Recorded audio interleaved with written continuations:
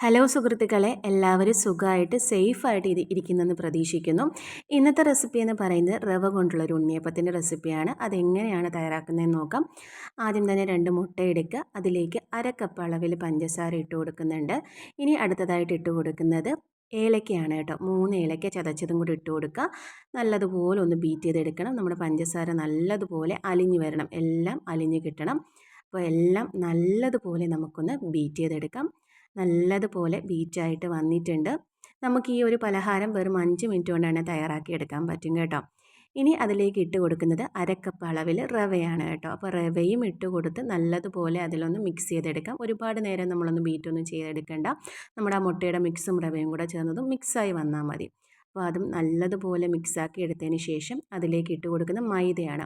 മൈദ ഞാനിവിടെ 1/2 കപ്പ് അളവിലാണ് മൈദ എടുത്തേക്കുന്നത്. മൈദ എടുക്കുമ്പോൾ നിങ്ങൾ 1/2 കപ്പ് തന്നെ ആദ്യമേ മുഴുവനായിട്ട് ഇട്ട് കൊടുക്കരുത്. കാരണം നമുക്ക് ഇതിനൊരു കട്ടിയുള്ള ബാറ്ററാണ് വേണ്ടത്. കട്ടി കൂടിപ്പോയാലും പ്രശ്നമാണ്. അതുകൊണ്ട് കുറേശ്ശെ കുറേശ്ശെ ഇട്ട് കൊടുത്തതിന് ശേഷം നമ്മളതൊന്ന് കറക്റ്റ് അതിൻ്റെ ഒരു കൺസിസ്റ്റൻസി നോക്കിയതിന് ശേഷം മാത്രം ഇട്ട് കൊടുത്താൽ മതി. ഞാനിപ്പോൾ 1/2 കപ്പ് എടുത്തെങ്കിലും അതിൽ 1 ടീസ്പൂൺ മാറ്റി വെച്ച് ബാക്കിയെല്ലാം മൈദ ഇട്ട് കൊടുത്തിട്ടുണ്ട്. ഈ ഒരു പരുവം ആകുമ്പോഴത്തേക്കും നമുക്കത് മൈദ സ്റ്റോപ്പ് ചെയ്യണം ഇടുന്നത്.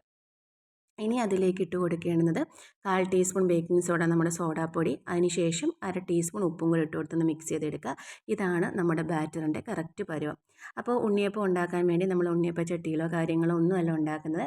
ഇതേപോലെ ഒരു ചീനച്ചട്ടി എടുക്കുക.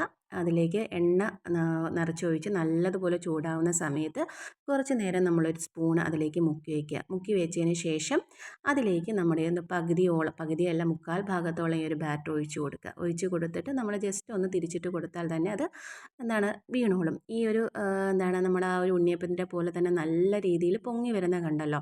ഇനി നമ്മളിത് ഇട്ട് കൊടുക്കുന്ന സമയത്ത് ഹൈ ഫ്ലെയിമിൽ ഇട്ടിട്ട് വേണം ഇട്ട് കൊടുക്കാനായിട്ട്. അതിനുശേഷം നല്ല ലോ ഫ്ലെയിമിൽ ഇട്ട് വേണം വേവിച്ചെടുക്കാനായിട്ട്. കാരണം ഇതിൻ്റെ അകം നല്ലതുപോലെ വെന്ത് വരത്തില്ല, പുറമെല്ലാം നല്ല പെട്ടെന്ന് തന്നെ ക്രിസ്പി ആയിട്ട് വരും.